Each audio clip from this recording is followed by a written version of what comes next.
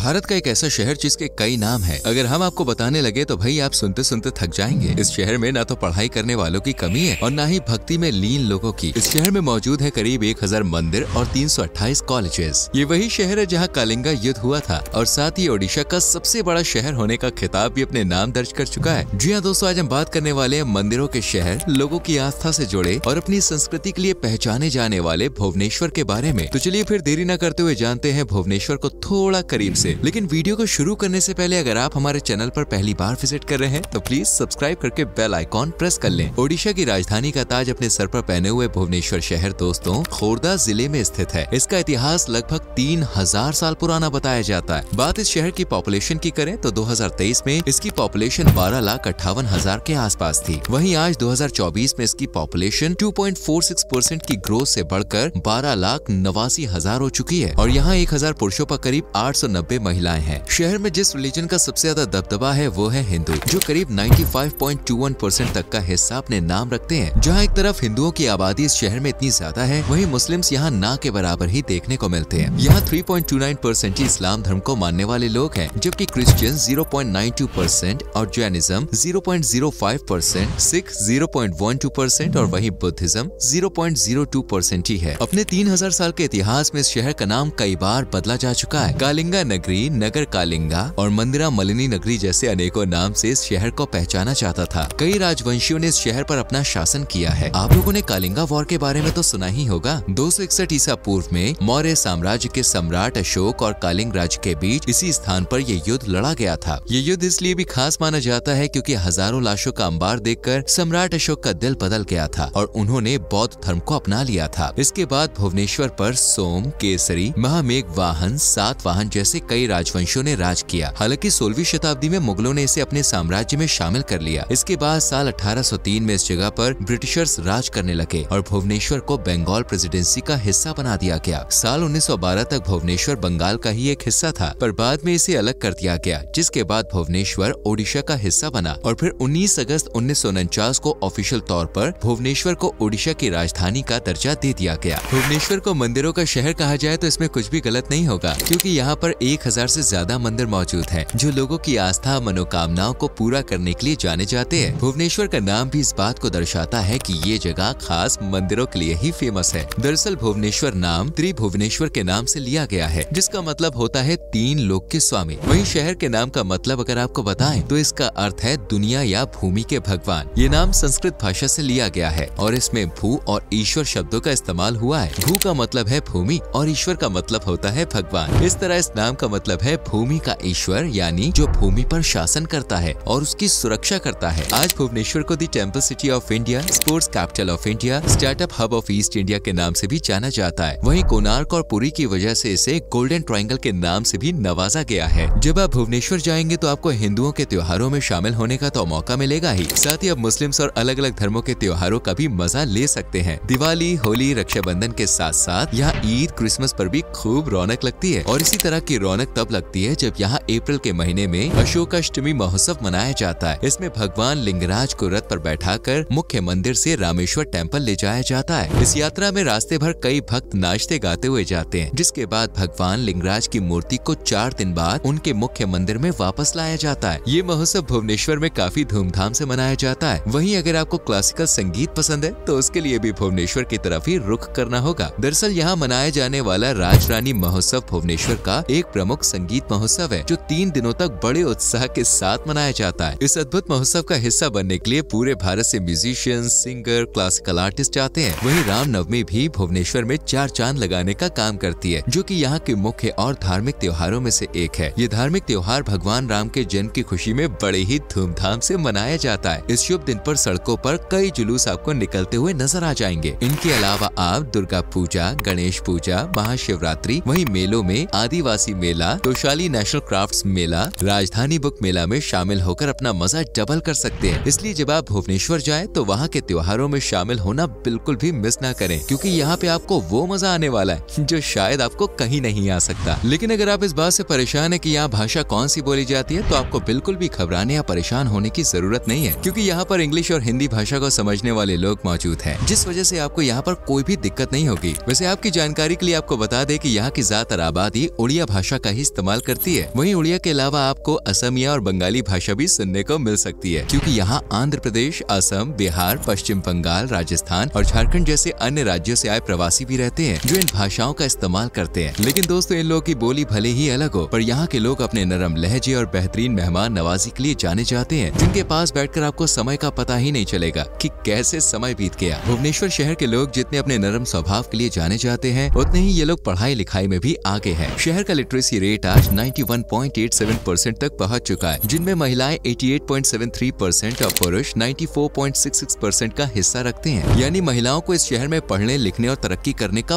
पूरा अधिकार दिया गया है। तभी तो आज यहाँ की महिलाएं खेती से लेकर बिजनेस तक में बढ़ चढ़कर हिस्सा ले रही हैं और अपने शहर को विकास की तरफ बढ़ा रही हैं। लेकिन महिलाओं को इतना आगे बढ़ाने में भुवनेश्वर के कॉलेजेस और यूनिवर्सिटी का भी भरपूर हाथ है। दरअसल भुवनेश्वर को उच्च शिक्षा का केंद्र भी माना जाता है और इसकी वजह है यहाँ के कॉलेजेस। इस अकेले शहर में 328 कॉलेजेस और यूनिवर्सिटीज मौजूद है, जिनमें सरकारी और प्राइवेट दोनों ही शामिल है। IIT Bhubaneswar, NISER Bhubaneswar institute, AIIMS Bhubaneswar और NIFT भुवनेश्वर देश के कुछ बेहतरीन कॉलेजेस हैं, जहां स्टूडेंट्स अपना फ्यूचर ब्राइट बनाने के लिए देश के दूसरे हिस्सों से आते हैं। वहीं उत्कल यूनिवर्सिटी ओडिशा की सबसे पुरानी यूनिवर्सिटी है और भारत की 17वीं सबसे पुरानी यूनिवर्सिटी है। कुल मिलाकर कहें तो भुवनेश्वर हर मामले में आगे है, फिर चाहे वो त्योहार हो या शिक्षा। वैसे आगे तो ये आर्थिक रूप से भी बढ़ रहा है। जी हाँ दोस्तों, भुवनेश्वर पूरे भारत के सबसे तेजी से बढ़ते आर्थिक केंद्रों में से एक है। 2014 में विश्व बैंक द्वारा इस शहर को व्यापार करने के लिए सबसे अच्छे स्थानों में से एक माना गया था। वहीं भुवनेश्वर खासतौर से हस्तशिल्प उद्योग का घर रहा है, जिसमें चांदी के फीते का काम, एप्लीक्यू का काम, पत्थर और लकड़ी की नक्काशी शामिल है, जो शहर की अर्थव्यवस्था में एक अहम योगदान देते हैं। वहीं साल 2011 में एक रिपोर्ट में भारत के 17 शहरों में से भुवनेश्वर में रोजगार वृद्धि की दर सबसे ज्यादा थी। इतना ही नहीं, 2012 में वर्ल्ड बैंक द्वारा कारोबार शुरू करने के लिए भुवनेश्वर को भारतीय शहरों में तीसरा स्थान दिया गया था, जिसके बाद से यहाँ कई कंपनियों ने अपना सिक्का जमाने की कोशिश की, जिनमें महिंद्रा, इन्फोसिस, TCS, विप्रो, IBM जैसे नाम शामिल हैं, जो लोगों को नौकरी करने के मामले में भरपूर अवसर प्रदान करते हैं। वहीं दूसरी तरफ भुवनेश्वर की अर्थव्यवस्था को धक्का लगाने का काम यहाँ के शॉपिंग मॉल्स और पर्यटन स्थल भी करते हैं। जी हाँ दोस्तों, साल 2023 में भुवनेश्वर में लगभग 34 लाख लोगों ने अपने कदम रखे थे, यानी यहाँ सैर सपाटे के लिए आए थे। तभी तो 2023 में इस शहर की GDP 9.26 लाख करोड़ तक पहुँच चुकी थी। और भाई हो भी क्यों ना, शहर हर मामले में आगे है, बस एक को छोड़कर, जो है इस शहर का क्राइम रेट, जो केवल 28% है। और ये काफी अच्छी बात है। जब शहर में रोजगार इतना है तो भाई लोग क्राइम का सहारा क्यों ही लेंगे। इसलिए भुवनेश्वर को सेफेस्ट सिटी में भी काउंट किया जाता है, जहाँ एक महिला बिना किसी डर और खौफ के आसानी से घूम सकती है। इसलिए यहाँ हजारों और लाखों की संख्या में लोग घूमने के लिए आते हैं, क्योंकि वो जानते हैं कि भाई भुवनेश्वर उन्हें किसी भी बात में निराश नहीं करेगा। अब जब घूमने की बात आ गई है तो आपको यहाँ के टूरिस्ट प्लेसेस की भी सैर करा ही देते हैं, जिनमें पहला है लिंगराज टेम्पल। लिंगराज मंदिर भुवनेश्वर का सबसे मुख्य मंदिर है, साथ ही इस नगर के प्राचीनतम मंदिरों में से भी एक है। आपको बता दें, मंदिर भगवान शिव को समर्पित है। ऐसा कहा जाता है कि मंदिर का निर्माण 11वीं शताब्दी में राजा जजाति केशरी के द्वारा करवाया गया था। ये मंदिर कलिंग शैली की वास्तुकला के अनुसार बनाया गया है और इसका 55 मीटर ऊंचा मुख्य शिखर गहरे रंग के पत्थरों से बना है। यहीं पर बिंदु सागर सरोवर है, जिसे आप अपनी आंखों से निहार सकते हैं। भगवान के दर्शन करने के बाद आप नंदनकानन जूलॉजिकल पार्क में जाकर जानवरों की हंसी ठिठोली देख सकते हैं। ये पार्क भुवनेश्वर से 12 किलोमीटर की दूरी पर स्थित है। इस पार्क में आपको लगभग 166 प्रजातियों के अलग अलग जानवर देखने को मिल जाएंगे, जिनमें पक्षियों की 81 प्रजातियां और सांपों की 18 प्रजातियां शामिल हैं। 437 हेक्टेयर में फैले इस पार्क को साल 1979 में जनता के लिए खोला गया था। बस तभी से लोगों के घूमने की जगह बना हुआ है, जिसे आप मात्र 50 रुपए में देख सकते हैं। इसके अलावा अगर आप इतिहास से रूबरू होना चाहते हैं तो उसके लिए आपको museum of tribal arts and artefacts में जाना होगा, क्योंकि किसी भी शहर की संस्कृति, धर्म और इतिहास को जानने के लिए म्यूजियम से अच्छी जगह भला क्या ही हो सकती है। और इस म्यूजियम में तो आप शहर के अतीत से जुड़ी हर एक बात को जान सकते हैं। इस म्यूजियम में उस वक्त की जनजाति के जीवन की झलक पा सकते हैं और इन सबको आप देख सकते हैं बिल्कुल फ्री में। लेकिन इसके लिए भाई आपको सुबह 10 बजे यहाँ पे पहुँच जाना है, क्योंकि ये म्यूजियम 10 बजे से 5 बजे तक ही खुलता है। अब दोस्तों, आप भी घूमते घूमते थक गए होंगे, है ना? क्यों ना थोड़ी सी पेट पूजा कर ली जाए, वो भी भुवनेश्वर के लजीज खाने के साथ। क्योंकि इस शहर की ज्यादातर आबादी हिंदू है, तो इसलिए आपको यहाँ पे शाकाहारी खाना ही ज्यादा मिलेगा, पर वो भी बड़े मजे का होता है। जब आप भिंडी भाजी, आलू पालक सब्जी और कड़ली भाजा के स्वाद को चखेंगे ना, तो आपका दिल भी गार्डन गार्डन हो जाएगा। वहीं स्ट्रीट फूड में आप मसालेदार चटनी के साथ दही वड़ा भी खा सकते हैं, और उस पर अगर पुदीने की चटनी डाल दी जाए तो वही मजा डबल हो जाता है। इसके अलावा आप दलमा, पानी पूरी जैसे बेहतरीन खाने को टेस्ट करके अपनी ट्रिप को यादगार बना सकते हैं। और यहाँ पहुँचना भी बहुत आसान है। आप चाहे तो ट्रेन या फिर प्लेन के जरिए यहाँ पे पहुँच सकते हैं। अगर मौका मौका मिले तो भुवनेश्वर की सैर जरूर कीजिएगा। यकीन मानिए ये शहर बेहद ही आकर्षक और खूबसूरत है। वैसे आपको इस शहर से जुड़ी कौन सी बात सबसे ज्यादा पसंद आई, और आप में से अगर कोई भुवनेश्वर से है या ओडिशा से है तो कमेंट सेक्शन में जरूर बताइए। वीडियो अच्छी लगी हो तो लाइक और शेयर करके चैनल को सब्सक्राइब करें और बेल आइकॉन प्रेस करें, जिससे आपसे आने वाली वीडियोस मिस ना हो। मिलते हैं आपसे अगली वीडियो में। Till then bye bye, take care.